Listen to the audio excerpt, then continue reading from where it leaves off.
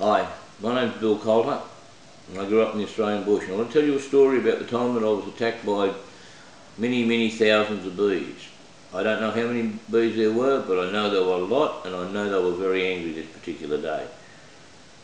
What happened, I had a dozer and I was clearing some land that I owned on the east coast of Australia, and it was Christmas time.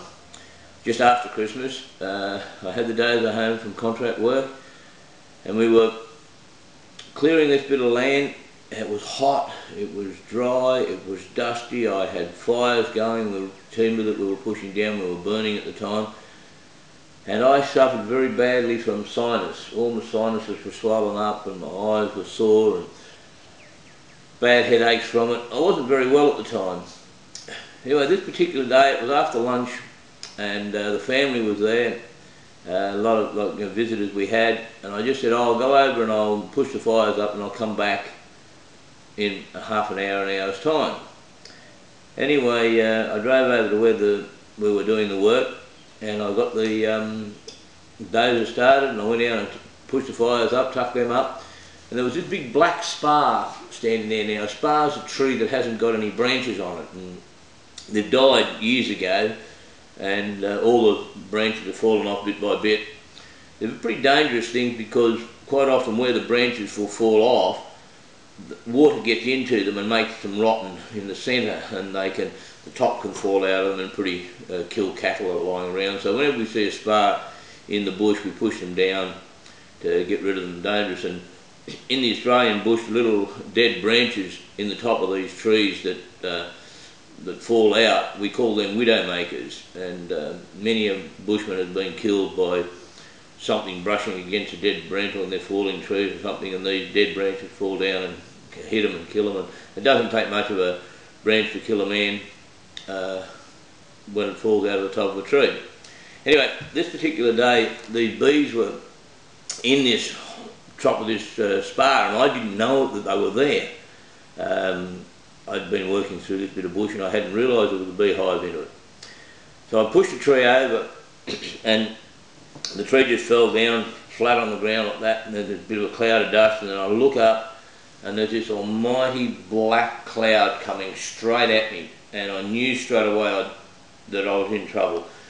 I'd seen this happen many times before, probably anything up to a dozen that I've had beehives that have come at me, and once before I got off the dozer and I ran away, and it's not a very smart thing to do because you've got to go back to turn the dozer off, because you don't shut them down when they've been working hard. You don't shut them down straight away. So this particular day that these bees swarmed at me, and a description of them, they was about 40 foot wide, like this black cloud coming straight at me, and they were hitting me. When they got there, they were just crashing into me.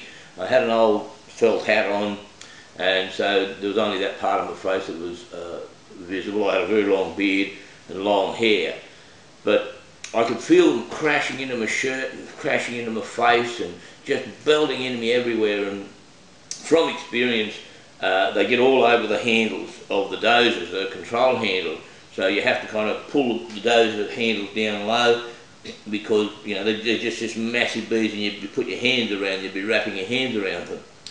And I'd, having once left the dozer, and then still had to go walk back into the angry hive to get the dozer, or shut it down at least, I decided to take this dozer with me this day, and I backed up probably 100 yards, and we've got to weave our way backwards through all these logs and stump holes and all this stuff that we're working around.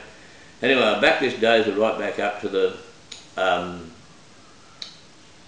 ute, where I had the ute park, and I just got off it and walked away. One thing that happened that I was very much aware of, that a friend of my brother-in-law was on a motorbike, and he swallowed a bee. He rode through a swarm of bees that were on the swarming, and he swallowed one, and it stung him on the back of the throat inside, and the back of the tongue, and he nearly died from that, because his mouth swelled up like his throat, and it nearly choked him. It was down far enough for him to cut off his breathing pretty badly, and they had to get him to hospital to save him. So you have these things running through your head when you see what's going on, and you can't do this, you can't do that, and one of the things, I've got to keep my mouth shut and make sure I don't breathe any of them in. And I could feel them stinging me all over me, but it's no good kind of swatting them, because you just kind of, you swat one and you make another one angry. So I didn't even bother about swatting them this particular day. As I said, like, I've been stung half a dozen different occasions, and I've had some fair few stings all over me, but nowhere near as bad as this particular day. After I'd shut the dozer down, I got in the ute and I went back to the house, and as I said, I had a felt hat on, so I didn't have any on my hair area, but just in that part of my face there, I had 34 stings that the wife took out.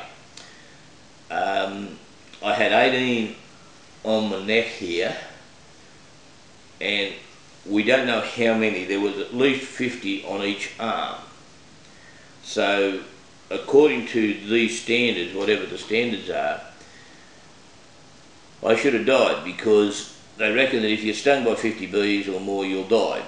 Well, I got stung by a lot more than 50 bees, and what is the crazy thing, I didn't have very much of a reaction to it. I've been stung by one bee once on the face there, and half my face swelled up, my eye closed, and really bad reaction to that particular one. This day, I didn't have any reaction.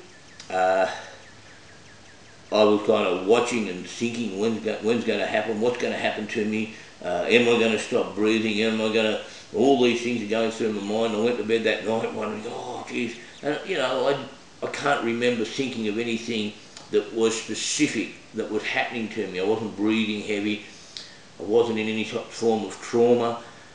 And then the next morning I got up, and the first thing I noticed was I didn't have a sinus headache. And I thought, wow, that's incredible. And the first time in a long time, like I could be talking years, that I'd always suffered on and off with sinus. And once I got in the dust, like when there was no rain around and we were always working in dust, I'd get sinus bad. Well, I got up this next morning and my sinuses had cleared up, and I really felt good. And this is a significant thing, it was 10 years after that before I got sinus again.